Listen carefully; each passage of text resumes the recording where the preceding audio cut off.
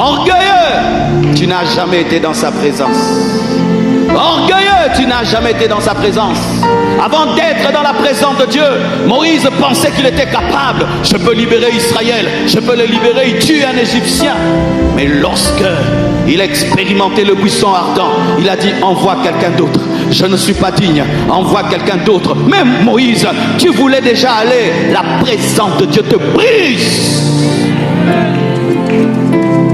Un homme qui vit dans la présence de Dieu et qui est orgueilleux est un paradoxe. C'est pourquoi lorsque Lucifer a manifesté de l'orgueil dans la présence de Dieu, il a été précipité. Pourquoi? La présence de Dieu ne supporte pas l'orgueil. Si un endroit où il ne faut jamais être orgueilleux, c'est dans la présence de Dieu. Dommage que plusieurs ne le savent pas. Dans la présence de Dieu, ils font la star. Dans la présence de Dieu, vous jouez aux vedettes. Vous n'avez pas peur. Quand la présence de Dieu véritable descend, tout le monde se sent petit. Tout le monde se sent petit.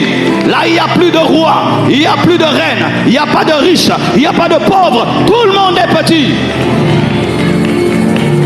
Il n'y a pas quelque chose qui brise comme la présence de Dieu.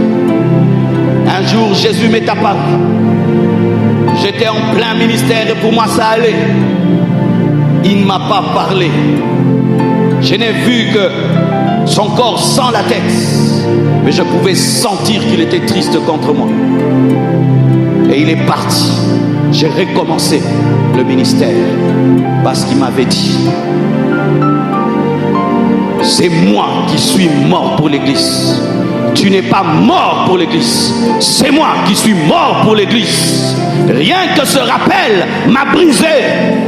Car lorsque nous prêchons, nous enseignons et qu'il y a des signes, des prodiges, des miracles, nous oublions que c'est lui qui a versé le sang. C'est lui qui a fait 3 jours dans le tombeau. C'est lui qui a reçu le nom qui est élevé au-dessus de tout autre nom. Et personne d'autre. Orgueilleux, va dans la présence de Dieu. Va dans sa présence et il va te broyer, il va te casser, il va te briser.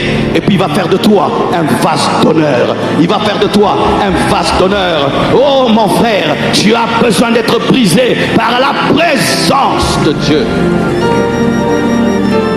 Ésaïe qui prophétisait au 1er chapitre jusqu'au 5e était un orgueil.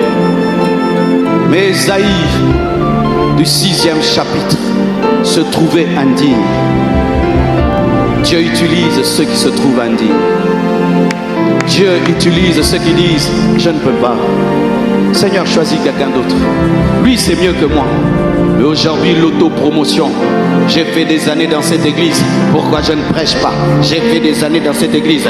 Et pourquoi je ne chante pas? Et j'ai fait des années dans cette église. Pourquoi lui prendre le micro, pas moi? Orgueilleux, tu vas t'asseoir des années encore. Tu as besoin d'être brisé. Tu as besoin d'être brisé. Tu as besoin d'être brisé. Tu as besoin d'être brisé. Orgueilleux, assieds-toi. Assieds-toi. Les hommes humbles ne réclament pas la chair. Les hommes humbles ne réclament pas la prédication.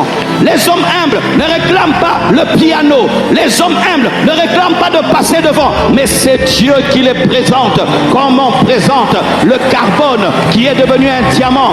Lorsque le carbone devient un diamant, c'est Dieu lui-même, au travers des éruptions volcaniques, qui fait monter le diamant jusqu'à ce qu'il se retrouve sur la couronne du roi, sur la couronne du règne. Tu n'as pas besoin de forcer. Laisse-toi changer.